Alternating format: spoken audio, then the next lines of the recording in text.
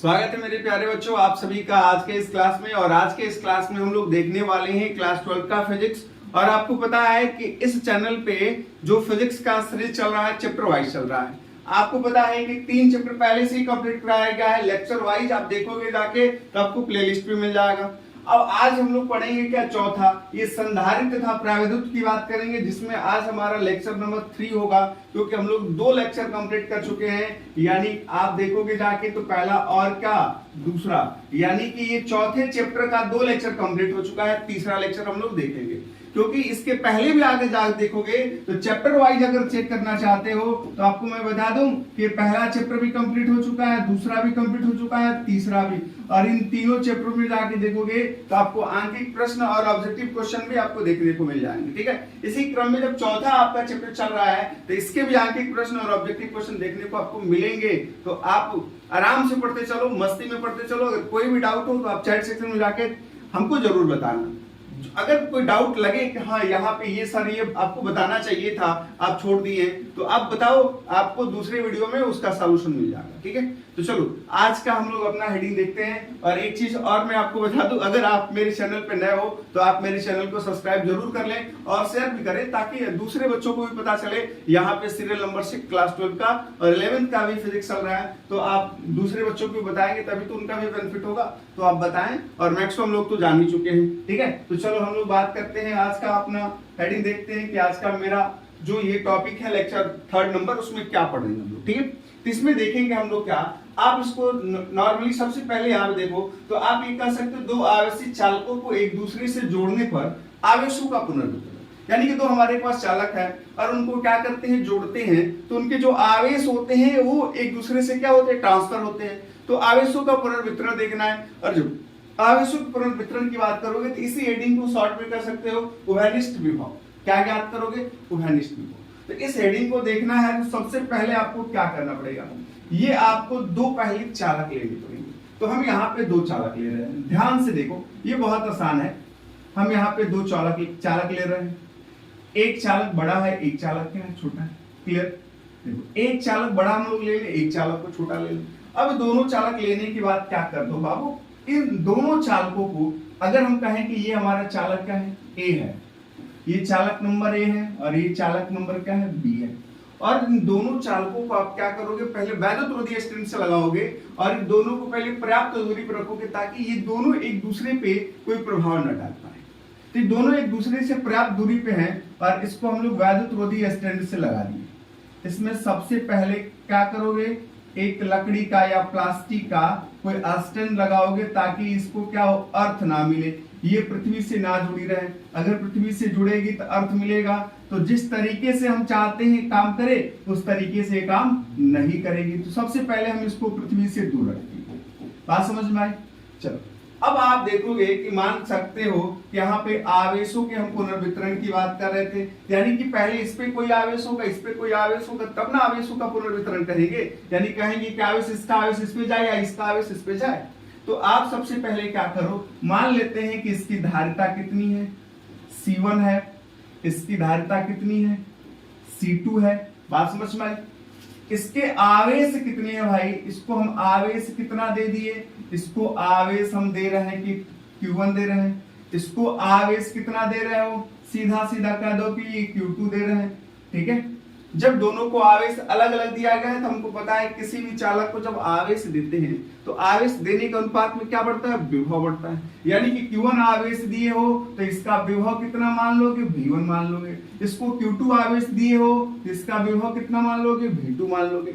जब अगर हम दोनों को जोड़े नहीं है, जब तक नहीं जोड़े हो तब तक अगर हम बात करें तो जानते हैं Q इक्वल टू होता है CV। तो Q1 बराबर आप आराम से लिख सकते हो, Q1 इज इक्वल टू आप लिख सकते हो ये C1 V1। क्लियर, और वहीं पे आप Q2 बराबर भी लिख सकते हो C2 V2। क्लियर, जब तक इसको जोड़े नहीं हो तब तक उतना लिख ही सकते हो। और जब जोड़ दोगे आप, जब इसको किसी क्या करोगे, चालक तार से इसको जोड़ते हो, जैसे ही चालक तार से जोड़ोगे यहाँ पे क्या होगा, इसमें आवेश का स्थानांतरण होगा। और कैसे आवेश का स्थानांतरण होगा, यानी उच्च विभव से क्या होगा, निम्न विभव को। जिसका विभव ज्यादा होगा वो आवेश को दूसरे पे क्या करेगा, भेजेगा। तो हम ये बड़ा गोला लिए हैं तो इसका आवेश ज्यादा मानेंगे, आवेश ज्यादा लेंगे विभव बड़ा होगा। तो यहाँ पे आप कह सकते हो कि V1 इज ग्रेटर देन क्या है, V2। इसका मतलब आवेश कौन भेजेगा, ये इसको आवेश देगा। क्लियर। जब आवेश देगा, दोनों को जोड़ दिए हो तो ये दो चालक नहीं बने। देखो पहले अलग अलग चालक था तो विभव अलग अलग था, लेकिन जब दोनों को जोड़ दिए हैं तो ये इसका कंबाइंड यानी कि घनिष्ठ विभव मिलेगा V। यानी कि दोनों का विभव अलग नहीं होगा, दोनों तो एक ही गोले के जैसे काम करेंगे। जब दोनों एक ही गोले के जैसे काम करेंगे तो इसका घनिष्ठ विभव क्या होगा, V मिला। और जो घनिष्ठ विभव होता है हम यहाँ पे जानते हैं कि V इज इक्वल टू होता क्या भाई, ये आप देखोगे V इज इक्वल टू ज्ञात करना है तो लिख सकते हो Q बाई C लिख सकते हो। बात समझ में आई। तो V इज इक्वल टू आपको मिल जाएगा कुल आवेश बटा कुल धारिता। तो आप यहाँ पे लिखोगे V बराबर, ये क्या लिखोगे, कुल आवेश, क्या लिखोगे, कुल आवेश बटा कुल धारिता, कुल धारिता। अब देखो यहां पे विभव आपका बदला है जब जोड़े हो तो, और यहां पे कुल आवेश और कुल धारिता तो सेम होगी। अब चलो यहां तक बात समझ में आ गई हो तो थोड़ा सा इसको हम ऊपर करना है। आप स्क्रीनशॉट लेना है तो ले सकते हो। आगे की तरफ बढ़ते हैं। जब आगे की तरफ बढ़ोगे तो क्या लिखोगे, ये V बराबर तो आपको कुल आवेश से क्या देगा, ये करेगा Q1 प्लस Q2। कुल आवेश तो यही है, दोनों का आवेश जोड़ दो। इसको Q1 दिए थे, इसको Q2 दिए थे, दोनों को जोड़ेंगे तो क्या होगा, Q1 प्लस Q2 मिलेगा। और कुल धारिता, इसकी धारिता C1 है, उसकी धारिता C2 है, तो C1 प्लस C2। बात समझ में आई। अब देखोगे यहाँ कितना सिंपल है, Q1 का भी मान दिया है तो आप यहां से लिख सकते हो C1 V1। क्लियर। और प्लस में क्या लिखोगे, C2 V2 अपान ये C1 प्लस C2। यानी आप देखो V का वैल्यू आप सीधे सीधे यहाँ पे ज्ञात कर चुके हो कि घनिष्ठ जो विभव है वो मिला हमको C1 V1 plus C2 V2 by C1 plus C2। बात समझ में आई। यहां तक कोई दिक्कत किसी को? जब यहां तक बबुआ आपको दिक्कत ही नहीं है तो आप थोड़ा सा और इसको ऊपर बढ़ा लो, स्क्रीनशॉट लेते रहना, लिखते रहना। अब चलो यहां तक दिक्कत नहीं है तो आप यहां तक नहीं दिक्कत समझ रहे हो तो थोड़ा सा और इसमें मेहनत कर लो, इसी ग्राफ पे को थोड़ा सा देखते रहना। आपको बताया गया था कि Q1 बड़ा है क्योंकि यहाँ पे लिख भी दिया गया V1 बड़ा है V2 से, क्यों कि जो आवेश बड़ा होगा उसका विभव भी तो बड़ा होगा। इसके लिए जब Q1 बड़ा है इसका मतलब Q1 से इस पे आवेश जाएंगे। तो अब मान लेते हैं कि जब इसको कनेक्टेड कर दिए हो, जोड़ दिए हो, क्या किए हो, जब इसको चालक तार से जोड़े हो तो इसका आवेश इस पे गया होगा। इसका आवेश जब इस पे गया होगा तो इसका आवेश Q1 था, तो मान लेते हैं कि अब इस पे आवेश कितना बचा, ध्यान से देखना, Q1 डैश बचा। और इस पे जाके इसका बढ़ गया ना जी, तो बढ़ा तो कितना हो गया, Q2 डैश। ये घटा है तो Q1 डैश है, ये बड़ा है तो Q2 डैश है, लेकिन घनिष्ठ विभव क्या है, V है। जब घनिष्ठ विभव V है तो आप यहां से क्या लिख सकते हो, आप यहां से ध्यान से देखना, लिख सकते हो Q1 dash is equal to ये C1 भी लिखोगे। क्लियर। और आप लिखोगे फिर से Q2 dash is equal to C2 भी। अगर इसको हम लोग ज्ञात करें तो Q1 डैश अपान अगर Q2 डैश ज्ञात करते हो तो मिलेगा C1 भी बाई C2 भी। ये भी से भी कैंसिल हो गया तो आपको क्या मिलेगा, मिलेगा C1 बाई C2। यानी कि आपको ये क्या मिलेगा। अब यहां पे क्या कर सकते हो, ये देखो जब इसको कनेक्टेड कर दिए, दोनों चालकों को एक दूसरे से कनेक्टेड कर दिए और पुनर्वितरण के बाद जो आवेश बचे तो उन पुनर्वितरण के बाद आवेशों का जो अनुपात होता है वो उनके धारिताओं के अनुपात के क्या होता है, बराबर होता है। ऐसा नहीं है कि जितनी धारिता होगी उससे अलग हो जाएगा, तो धारिताओं का जो अनुपात होता है वही क्या होता है, पुनर्वितरण के बाद आवेशों का भी अनुपात रहता है। बात समझ में आई। यहां तक किसी को कोई डाउट? चलो यहां तक कोई डाउट नहीं है। अब नो डाउट में चल रहे हो बाबू, तो अगला हम इसी का हेडिंग देखेंगे, स्थानांतरित आवेश की मात्रा। क्या चेक करोगे, स्थानांतरित आवेश की मात्रा। फिर उसके बाद से चेक करेंगे क्या, आवेशों के पुनर्वितरण में ऊर्जा का ह्रास। तो सबसे पहले स्थानांतरित आवेश की मात्रा तो चेक कर लो, यानी अब कितना आवेश स्थानांतरित होगा। तो आप पहले से देख रहे थे, यहाँ पे नीचे की तरफ इसको कर ले, ग्राफ देख लो। आप पहले क्या देख रहे थे, ध्यान से देख लो कि इसको आवेश कितना दियो, Q1। कितना दियो, Q1। Q1 का मतलब मान लो कि यहाँ पे Q1 का मतलब क्या है, 10 कूलाम लेगी। क्लियर, बात समझ में आई। और जब इसको कनेक्टेड कर दिए हो तो यहाँ पे बचा कितना, ये Q डैश बचा है, तो Q डैश बचा है, मान लेते हैं 6 कूलाम बचा है। कितना बचा है, 6 कूलाम। पहले Q1 कितना था, 10 कूलाम था, और जब इसको कनेक्टेड कर दिए तो इधर वाले पे मात्र हमारे पास 6 कूलाम आवेश बचा है। क्लियर, जब इतना बचा है तो अगर कोई पूछेगा बता दो यहां से यहां पे कितना आवेश गया, तो आप कितना बताओगे, देखोगे पहले 10 था, अब 6 बचा, नहीं 4। 4 का मतलब क्या हुआ, यही तो हुआ Q1 माइनस Q1 डैश, यानी क्या लिखोगे, 10 माइनस 6, यानी बचा क्या, 4 कूलाम, यानी 4 कूलाम का स्थानांतरण हो गया है। तो स्थानांतरण आवेश जब भी ज्ञात करना होगा तो आप क्या लिखोगे, आप लिखोगे यहाँ पे डायरेक्ट लिखोगे Q1 minus Q1 dash. Q1 का वैल्यू उधर बताया गया है, कितना बताया गया है, ये बताया गया C1 V1 minus Q1 dash, ये आपको बताया गया C1 V। बात समझ में आई। अब अगर कहोगे कि ये V क्या है, तो V तो देख लो विनिष्ट विभव, C1 V1 plus C2 V2 by C1 plus C2 ही रखना है। तो आप V का मान रखोगे तो यहाँ पे क्या दे देगा, ये C1 को कॉमन कर ले। C1 को देखो, ये आपका क्या है, C1 V1 minus C1 V है। C1 को अगर कॉमन कर लेते हो तो ये बचेगा V1 माइनस, यहां ध्यान से देखो, एक बार और दिखा देते हैं, देख लो इसका value C1 V1 plus C2 V2 by C1 plus C2 है। ठीक है, तो आप यहां पे क्या लिखोगे, C1 V1 plus C2 V2 by ये C1 प्लस C2। क्लियर, अब इसको सॉल्व कर दो। सॉल्व करोगे तो C1 बाई ये लिख सकते हो C1 प्लस C2, क्योंकि एलसीएम लिए तो ये इतना चला इधर जाएगा, इसका इसमें गुणा करोगे तो ये क्या मिलेगा, ये मिलेगा C1 V1, बात समझ में आई, प्लस C2 V1। क्लियर, ये माइनस का गुणा करोगे तो minus C1 V1 minus C2 V2, बात समझ में आ रही है। तो देखोगे C1 V1 ये माइनस में प्लस में क्या कट गया, इन दोनों में कॉमन क्या है, C2। तो ये देख लो, ये आवेश स्थानांतरित आवेश आपको मिल गया C1, यहां से आप C2 कॉमन करोगे C2 अपान ये मिलेगा C1 प्लस C2, और ब्रैकेट में आप लिख सकते हो, तो कट गया, ये तो कट गया, ये बचा, तो ये मिला V1 माइनस V2। बात समझ में आ रही है। तो ये आप देख लो Q1 माइनस Q1 डैश जो है ये आपको इतना मिला है, और ये क्या है, स्थानांतरित आवेश है। क्या है, स्थानांतरित आवेश। कितने आवेश, यानी जो A गोला था उसमें से B पे कितने आवेश चले गए, यही Q1 माइनस Q डैश गया है, Q1 माइनस Q1 डैश गया है, यानी आप ज्ञात कर सकते हो C1 C2 by C1 plus C2 और ब्रैकेट में V1 माइनस V2, यही आवेश स्थानांतरित होते हैं, कोई दूसरा आवेश स्थानांतरित नहीं होता है। बात समझ में आ रही है। चलो यहां तक तो किसी को कोई डाउट नहीं होगा, समझ में तो आ रहा है ना। ऐसा तो नहीं है कि आप सिर्फ क्या करो, वीडियो को वॉच कर लो और फिर चले जाओ और फिर आपको समझ में भी ना आए। तो आप देखो बहुत बेसिक से बताया जा रहा है, नहीं समझ में आ रहा है इसका मतलब आप लेक्चर फर्स्ट सेकंड नहीं देखे होगे, जाके उसको पहले देखो। ठीक है, अब उसको देख लोगे तो बहुत आसान हो जाएगा, और बहुत आसान बताया भी जा रहा है, बिल्कुल छोटा छोटा टॉपिक करके बताया जा रहा है, आपको समझ में आएगा। ठीक है, चलो यहाँ तक तो कोई दिक्कत नहीं है, आगे तो बढ़े ना। चलो बाबू आगे बढ़ते हैं, और आगे में क्या देखना है, आवेशों के पुनर्वितरण में ऊर्जा का ह्रास।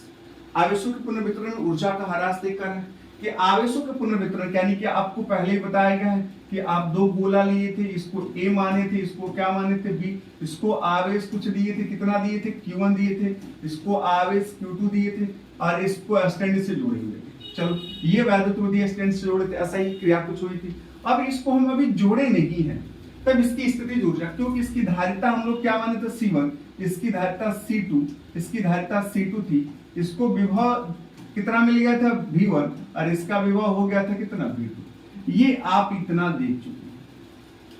तब स्थितिज ऊर्जा, अगर हम कहें कि इसकी स्थितिज ऊर्जा बता दो, तो स्थितिज ऊर्जा कितनी होती है भाई, U बराबर आप लिखोगे 1/2 C1 V1 का स्क्वायर। स्थितिज ऊर्जा होगी। हम पहले गोले की बात करें तो ये U1 से इंडिकेट कर सकते हो, तो आप डायरेक्ट यहां से लिखो एक गोले का जो स्थितिज ऊर्जा होगा या आप UA लिख सकते हो और इसको लिखोगे 1/2, ये होगा C1V1 का। बात समझ में आई। और उसी तरीके से दूसरे गोले का स्थितिज ऊर्जा देखिए जहां पे आवेश है, तो 1/2 ये होगा C2, ये V2 का। बात समझ में आ रही। अब अगर हम यहां से कहें कि आवेशों को अगर इसको जोड़ा नहीं गया, तार से जोड़ा नहीं गया, जोड़ने से पहले अगर आपसे पूछा जाए कि कुल स्थितिज ऊर्जा क्या होगी, तो क्या लिखोगे? जोड़ने से पहले, जोड़ने से पहले कुल स्थितिज ऊर्जा।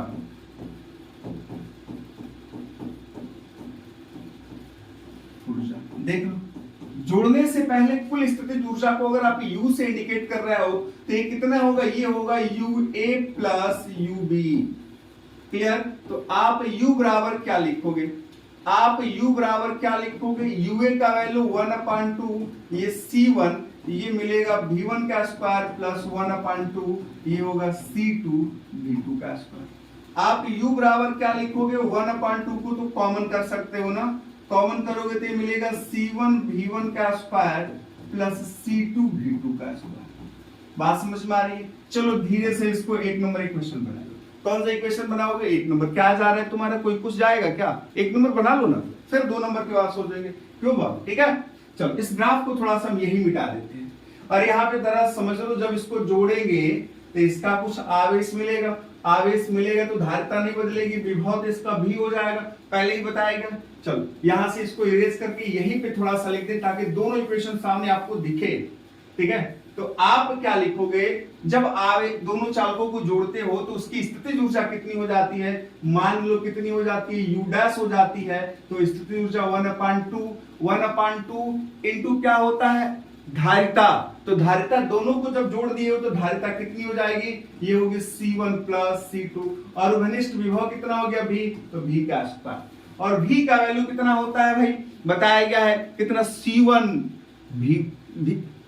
V का वैल्यू कितना बताया गया है? C1 V1 plus C2 V2 by C1 plus C2। ठीक है, क्यों देखना चाहते हो? चलो देख लो भाई, ये देखो V का value C1 V1 plus C2 V2 by C1 plus C2, ये V का वैल्यू बताया गया। क्लियर? तो आप यहां से क्या लिखोगे? U dash is equal to 1/2। Clear? और यहां पे क्या होगा? C1 plus C2। ठीक है, और यहां पे आप क्या लिखोगे? ये होगा C1 V1 प्लस, ये अलग से यहां पे इसका होल स्क्वायर कर लो, अलग अलग हो जाएगा छोटा। C1 V1 plus C2 V2, C1 V1 plus C2 V2 का टोटल का स्क्वायर, और अपान में क्या लिखोगे? C1 प्लस C2 का होल स्क्वायर, क्योंकि आप V का स्क्वायर है। ये देखो, इससे ये कटेगा, कटेगा कि नहीं? जब कटेगा तो ये क्या दे देगा? U dash is equal to 1/2 तो रहेगा। और यहां पे आप देख लो, ये मिला कितना? C1 V1 plus C2 V2 का होल स्क्वायर, और अपान में कितना? C1 plus C2। ये इक्वेशन नंबर अब बना लो कितना? 2 नंबर।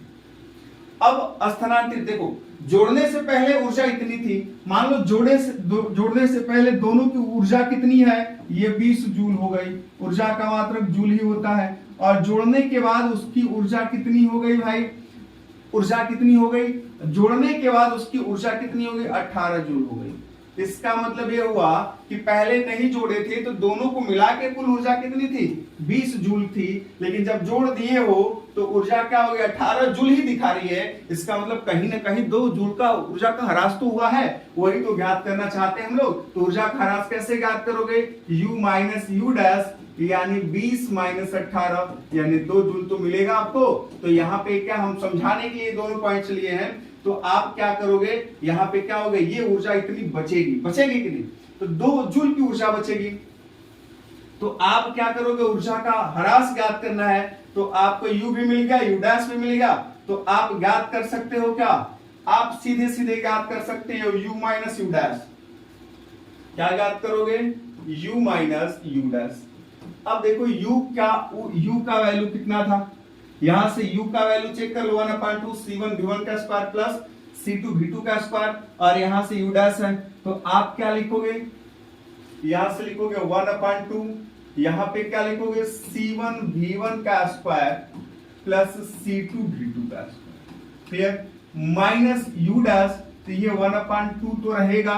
देखो अब यहां पे क्या होगा C1V1 प्लस C2V2 का होल स्क्वायर, ठीक है, और बटी में C1 प्लस C2, तो आप यहां पे क्या लिखोगे, ये हो जाएगा C1V1 प्लस C2V2 का whole square upon C1 plus C। अब चलो इसी को तो सॉल्व कर देना है। अगर इसको सॉल्व कर लेते हो तो आपका सारा का सारा खेल क्या होगा, समाप्त हो जाएगा, अब बचेगा ही नहीं कुछ, ठीक है। चलो तो आप यहां पे क्या लिखोगे, u minus U dash is equal to, अब देखो दोनों का एलसीएम अगर ले लें तो ये हो जाएगा कितना, ये ध्यान से देखो 1/2, ये C1 प्लस C2 बाहर आ जाएगा और ये C1 प्लस C2 इसके साथ चला जाएगा, तो C1 का इसमें गुणा करो, तो C1 का गुणा करोगे तो C1 का स्क्वायर और पहले से V1 का स्क्वायर है, और C1 के इसमें भी गुणा करो तो ये होगा C1 C2 V2 का स्क्वायर। अब इसका इसमें गुणा करो तो ये होगा प्लस C1 C2 V1 का स्क्वायर और प्लस C2 का C2 में करोगे तो क्या होगा C2 का स्क्वायर और ये V2 का स्क्वायर। बात समझ में आई।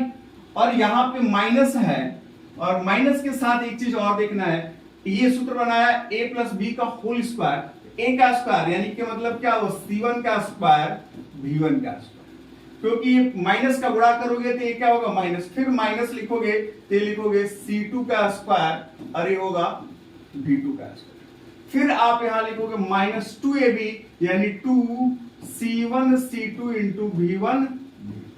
बात समझ में आई। अब देखो अब यहां से कितना आसान है, C1 का स्क्वायर V1 का स्क्वायर से माइनस C1 का स्क्वायर V1 का स्क्वायर कटेगा, C2 का स्क्वायर V2 के स्क्वायर से ढूंढो इसमें C2 का स्क्वायर V2 का स्क्वायर कट गया। अब देखो कितना आसान है, u आप क्या लिखोगे यहाँ पे u minus u dash is equal to, ये क्या बचा 1/2, यहाँ पे देखो C1 प्लस C2, क्लियर, ठीक है। अब यहाँ पे देखो क्या बच गया हमारे पास, एक स्टेप नोट कर लेते हैं, C1 C2 V2 का square plus C1 C2 V1 का स्क्वायर और यहाँ पे minus 2 C1 C2 V1 into V2, बाकी सब तो कैंसिल होगा। अब आप यहां से क्या लिखोगे, यहां ध्यान से देखो इसमें C1 C2 है, इसमें भी C1 C2 है, इसमें भी C1 C2 है, कॉमन कर लेते हैं, ये होगा C1 C2 अपान 2 into C1 plus C2, clear.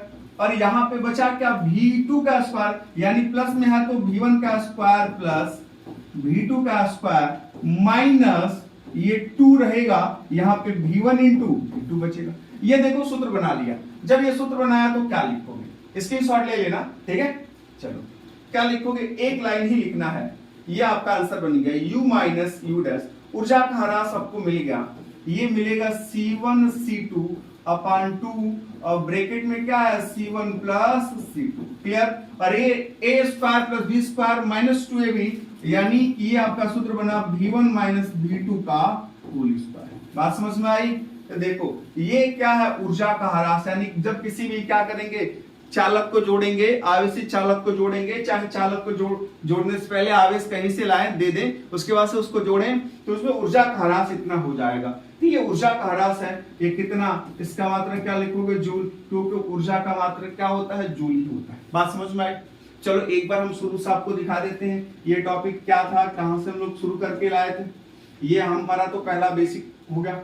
अब ये घनिष्ठ विभव यानी कि आप नीचे थोड़ा सा इसको कर लो, ये यहां से शुरू हुआ था, ये हेडिंग आपका यहां से शुरू हुआ था और ये नीचे की तरफ देखो ये यहां तक गया था, यहां तक आप तो कंप्लीट कर लिए होंगे, ठीक है। इसके बाद से आप इधर देखे थे, फिर इसके बाद से आप इधर देखे थे, क्लियर, बात समझ में आ रही है। उसके बाद से आप इधर देखे थे, ये ऊर्जा का ह्रास हो गया, यही सूत्र है आपका। और इसी के लिए आप यहाँ पे देख रहे थे लेक्चर नंबर 3 और लेक्चर नंबर 3 में बस इतना ही, क्योंकि थोड़ा सा बड़ा सा टॉपिक था। ये जरूर आप याद कर लेना, ये एग्जाम में जब भी पूछता है ये अच्छा नंबर दे के जाता है, ठीक है। ये एग्जाम में ही नहीं, अगर कहीं बड़े कॉम्पिटेटिव एग्जाम में भी बैठते हो क्लास 12 के, जैसे नीट हो गया, जेईई होगा, ठीक है। तो इस लेवल में भी अगर जाओगे तो ऊर्जा का ह्रास आपसे पूछा जा सकता है, ठीक है। ये सूत्र आपको याद होना चाहिए, कॉन्सेप्ट आपको क्लियर होना चाहिए, ताकि आप आंतरिक प्रश्न जब भी पूछता है आप उसको बता पाओ, ठीक है।